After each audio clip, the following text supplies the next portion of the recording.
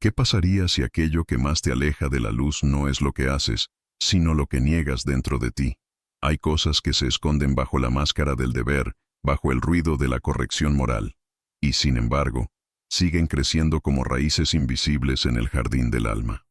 La Biblia no solo habla de acciones, también habla de intenciones, de pensamientos no dichos, de corazones que se endurecen silenciosamente.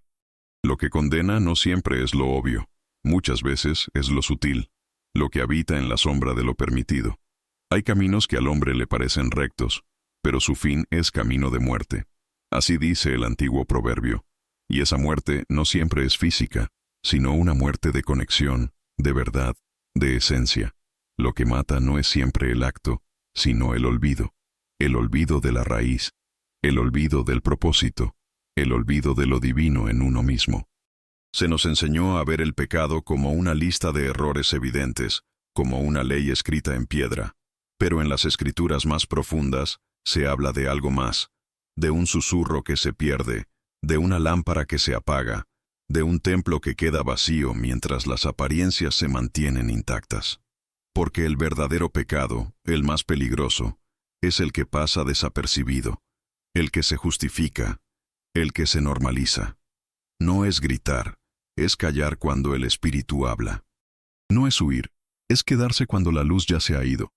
¿Qué es entonces el pecado? Tal vez no sea una infracción, sino una desconexión. Tal vez sea el momento en que dejamos de escuchar la voz del alma. Ese instante exacto en el que uno siente que algo dentro se aleja y decide no mirar. Es una traición sutil, como una pequeña grieta en un espejo sagrado, y el alma lo siente. Aunque no lo digamos, aunque no lo admitamos, hay una parte interna que se apaga lentamente cuando caminamos lejos de nuestra verdad.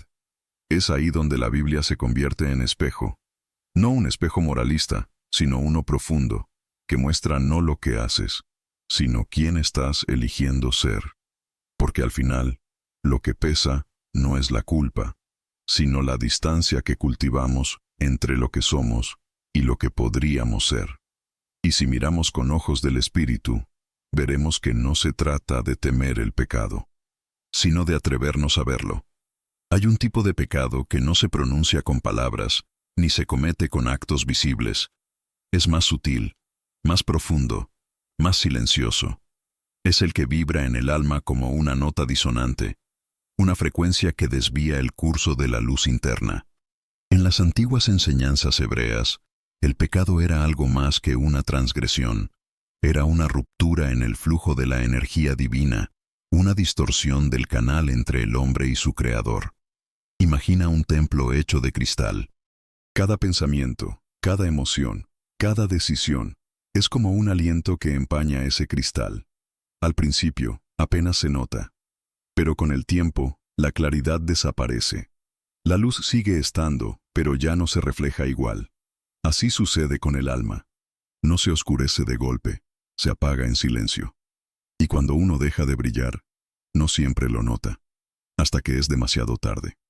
Los profetas hablaron de esto, aunque pocos lo entendieron. Decían que los labios podían alabar, pero el corazón permanecer lejos. Que no bastaba con el rito si la intención no ardía. Que el verdadero pecado era endurecer el corazón, cerrarlo como quien cierra una puerta al huésped más esperado.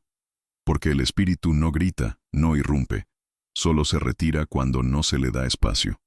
Ese espacio interno, ese santuario secreto, se llena o se vacía, según cómo uno vibra. Orgullo, resentimiento, juicio, no son solo emociones, son vibraciones que alteran la sintonía sagrada. Es como cambiar la nota en un instrumento. La melodía de tu vida se vuelve disonante, y todo a tu alrededor lo siente, aunque tú no lo veas. Lo más peligroso de este pecado vibracional es que puede esconderse detrás de cosas buenas. Detrás de una palabra piadosa, puede haber soberbia. Detrás de una corrección, puede haber juicio. Detrás de una renuncia, puede haber miedo. Y nadie más lo nota, excepto tu espíritu, porque el espíritu nunca se engaña. Él siente la distorsión, aunque tú la justifiques. Ignorar este nivel de pecado no trae castigo inmediato, pero sí vacíos sutiles, falta de paz, sensación de desconexión, incapacidad para orar con profundidad. Es como caminar con zapatos hermosos, pero llenos de piedras. Por fuera, todo parece en orden. Por dentro, cada paso duele. Por eso el pecado no es solo lo que haces, sino cómo vibras. Y cambiar esa vibración es regresar al diseño original. Es permitir que la energía divina fluya sin obstáculos. Es volver a limpiar el cristal del templo para que la luz lo atraviese sin deformarse. Porque cuando el alma vibra en su tono sagrado, todo alrededor se alinea. Y entonces, el pecado ya no tiene espacio donde esconderse. Hay quienes creen que el pecado es uno solo. Pero en lo profundo del alma, se tejen 7 velos que, sin ser vistos, separan al ser humano de su reflejo divino. No son los 7 pecados capitales que tantas veces se repiten en discursos vacíos. Son 7 formas de olvido, 7 capas de sombra que cubren la imagen original del espíritu en el espejo del alma. El primero es el orgullo espiritual. No el orgullo de saberse fuerte, sino el de creerse iluminado. Es la ceguera del que cree haber llegado. Y al creerse más cerca de Dios, se distancia de Él, porque el que sube sin raíz se quiebra con el viento. El segundo es la rigidez del corazón. Es cuando ya no entra la compasión, ni la duda, ni la ternura. Es el alma endurecida, que prefiere tener razón antes que amar. La ley sin espíritu, la norma sin misericordia. El tercero es el desprecio por el tiempo divino. La prisa que mata el instante sagrado. El alma que no sabe esperar, que no honra los procesos. Como un árbol que exige fruto antes de haber echado raíz. El cuarto es el juicio silencioso. No se dice, pero se piensa. Se siente. Es esa mirada que pesa, que mide, que clasifica. El alma que observa desde arriba, olvidando que todos estamos hechos del mismo barro. El quinto es el autosabotaje sagrado.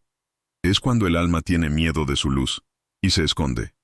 Se sabotea con excusas piadosas, con falsas humillaciones. Prefiere quedarse pequeña, no por humildad, sino por temor. El sexto es la negación del espíritu. Es vivir como si lo invisible no tuviera peso.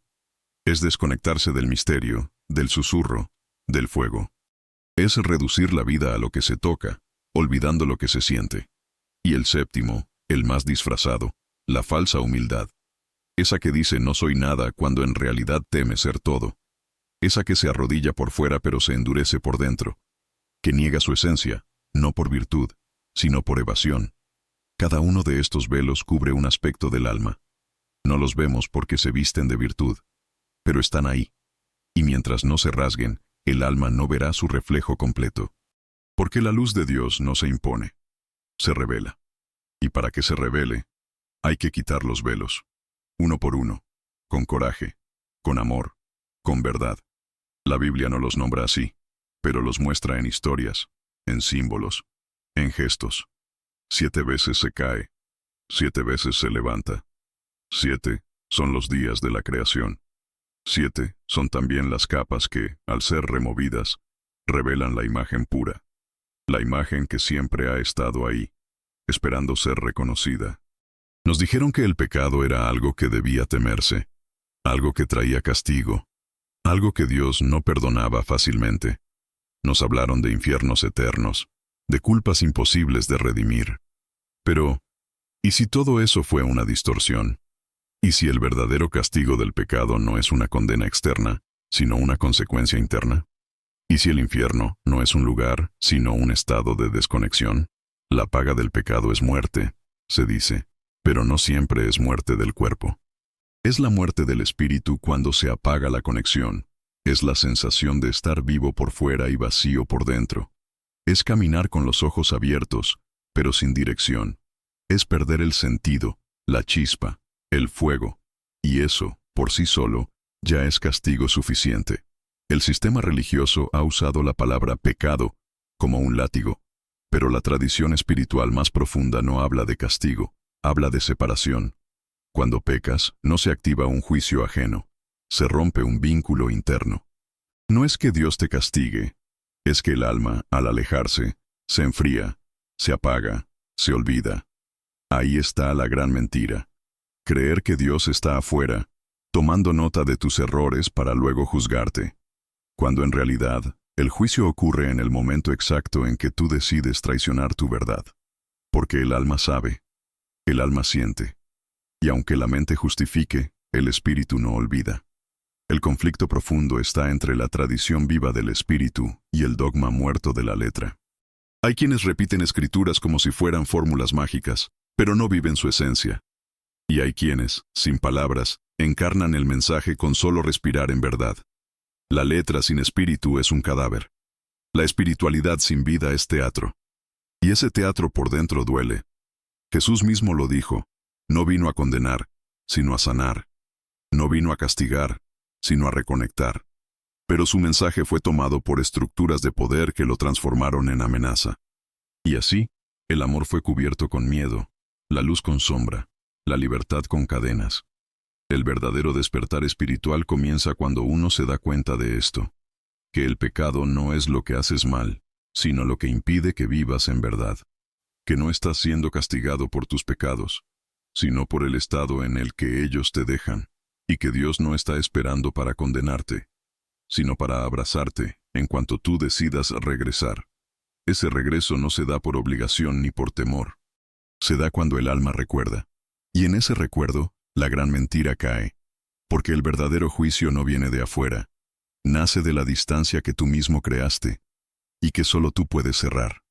Volver al alma no es un acto repentino, sino un regreso lento, íntimo, casi invisible.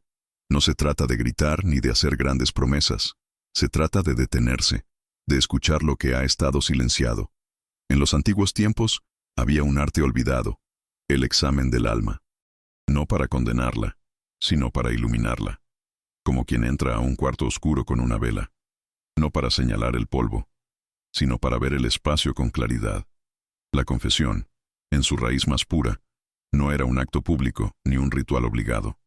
Era un momento de encuentro con uno mismo, frente al susurro divino. Era hablarle al espíritu, no con culpa, sino con verdad. Respirar profundo y preguntarse, ¿dónde me desconecté? ¿Qué parte de mí dejé de escuchar? ¿En qué momento apagué la lámpara interior? En el libro de los Salmos se dice, examíname, oh Dios, y conoce mi corazón, pruébame, y conoce mis pensamientos. No es una súplica temerosa, es una invitación íntima, una apertura, un acto de valentía, dejar que la luz toque los rincones del alma. Esta práctica se puede hacer en silencio, con los ojos cerrados, con una respiración profunda. Imagina que entras a un jardín cerrado, tu templo interno. Ahí, sin juicios, solo observas. ¿Qué emociones están ahí? ¿Qué pensamientos se repiten? ¿Qué voces internas se han vuelto tiranas? El objetivo no es cambiarlas al instante, sino verlas, porque todo lo que se ve empieza a transformarse. Puedes nombrar en voz baja lo que pesa, no para castigarte, sino para liberar. Puedes decir, he negado mi luz, he escondido mi verdad, he juzgado en silencio, y al nombrarlo, lo sacas de la sombra, lo vuelves visible, lo devuelves al flujo. El obstáculo más común en esta práctica es el autoengaño piadoso. Esa voz interna que dice, no es para tanto, yo estoy bien, al menos no soy como los demás. Pero esa voz no es tu alma, es tu miedo. El miedo a mirarte sin adornos, el miedo a cambiar, el miedo a brillar. Porque confesar no es caer, es despertar, es decirle al espíritu, estoy listo para volver a mí. Es abrir la puerta del jardín interior y permitir que la brisa vuelva a entrar. No hay culpa en esta práctica, solo presencia. No hay juicio, solo claridad. No hay castigo, solo regreso. Y cuando el alma empieza a hablar, cuando la luz vuelve a recorrer los pasillos del ser, algo se afloja, algo se suelta. Y en ese instante, la distancia se acorta, porque el primer paso hacia la transformación no es hacer más, es ver con más verdad. Cuando uno se atreve a ver con claridad, sin máscaras, sin excusas, sin el disfraz de lo correcto, algo se rompe. Pero no es uno quien se rompe, es el velo, esa membrana invisible que separaba tu esencia de tu conciencia. Y al caer, no entra el juicio, entra la luz, una luz suave, cálida, reconocible, como si siempre hubiera estado ahí. esperando. Hay una escena en las Escrituras que muchos recuerdan con temor. La caída de David, un rey, un ungido, un hombre de fe, y sin embargo, quebrado por su propio pecado. Pero lo que casi nadie dice es que su mayor transformación no vino después de ser confrontado, sino después de llorar. Su alma se quebró, y en ese quiebre, la luz entró. No fue el castigo lo que lo redimió, fue su vulnerabilidad. Así también, cuando uno reconoce sus pecados invisibles, esas grietas del alma que ya no podía negar, algo en el interior se libera. No hay rayos del cielo, no hay fuegos que consumen. Solo hay silencio, y luego paz. Una paz que no se explica pero se siente, que no se compra pero se honra. Es el momento en que el alma vuelve a habitar su templo, y al habitarlo, se convierte en alquimista.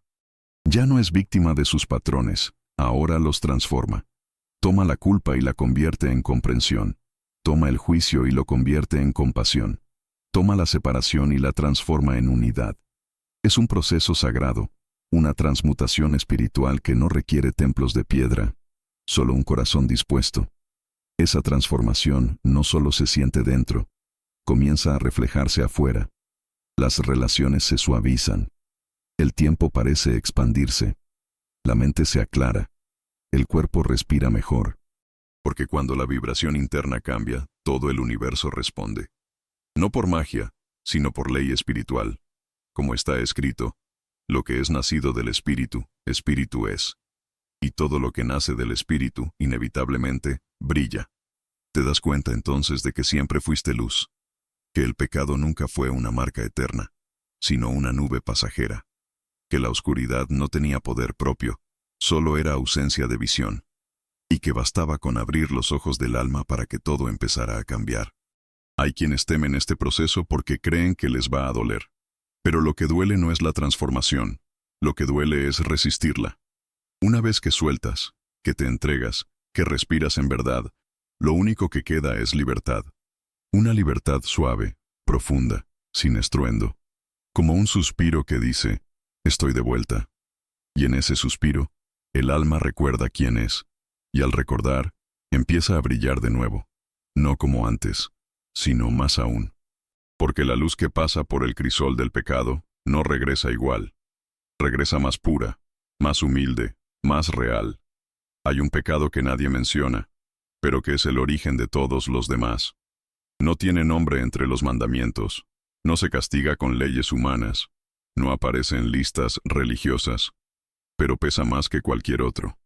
Es el olvido de quién eres, de dónde vienes, de la chispa divina que habita en ti desde el principio. Ese es el último pecado. Y también, el primero. Cuando olvidas quién eres, todo lo demás se desordena. El alma pierde su centro, el corazón se llena de ruido, la mente se fragmenta. Se vive buscando afuera lo que siempre estuvo dentro. Se mendiga amor, se teme al silencio, se confunde el camino. Y sin darte cuenta, construyes un mundo basado en la falta, cuando fuiste creado desde la plenitud. La Biblia entera es un llamado constante al recuerdo. Desde las primeras palabras hasta el último susurro del Apocalipsis, el mensaje se repite: vuélvete, vuélvete a ti, vuélvete a la fuente, vuélvete a la luz. No es un mandato moral, es una invitación amorosa, porque Dios no exige que seas perfecto, solo que seas verdadero. Volver a recordar quién eres no se hace con palabras, se hace con presencia. Con cada respiración consciente, con cada acto de honestidad interna, con cada silencio que no huyes. Es volver a construir el templo, no de piedra ni de madera, sino de conciencia. Y en ese templo, el altar es tu corazón, y la ofrenda, tu verdad. Despierta, tú que duermes, dice una antigua voz, y no es un regaño, es un susurro lleno de ternura, porque hasta el alma más perdida puede recordar, porque incluso si cubriste tu luz con 7 velos, sigue ahí, no se apaga, solo espera. Espera que digas sí, que abras, que confíes. Y cuando lo haces, cuando te permites recordar, ya no caminas igual. Ya no oras igual. Ya no miras igual. Porque sabes que en cada rostro ves una parte de ti. Y en cada instante, una posibilidad de despertar aún más. No importa cuánto tiempo hayas estado lejos, no importa cuánto hayas olvidado, basta un momento de verdad para regresar a casa. Eres el arquitecto de lo invisible, el guardián de un templo eterno, la chispa de un fuego que no se apaga. Y aunque el mundo te haya dicho lo contrario, aunque tus propios pensamientos te hayan confundido, hay algo dentro de ti que aún recuerda, que aún escucha, que aún canta. A esos pocos que se atreven a ver más allá del velo, a caminar sin miedo, a romper los pactos con la sombra, a ellos va este llamado. Que recuerdes, que despiertes, que vuelvas. Como está escrito, te he llamado por tu nombre. Tú eres mío. Y si eres suyo, entonces también eres luz. Y si eres luz, ¿por qué seguir viviendo en sombra?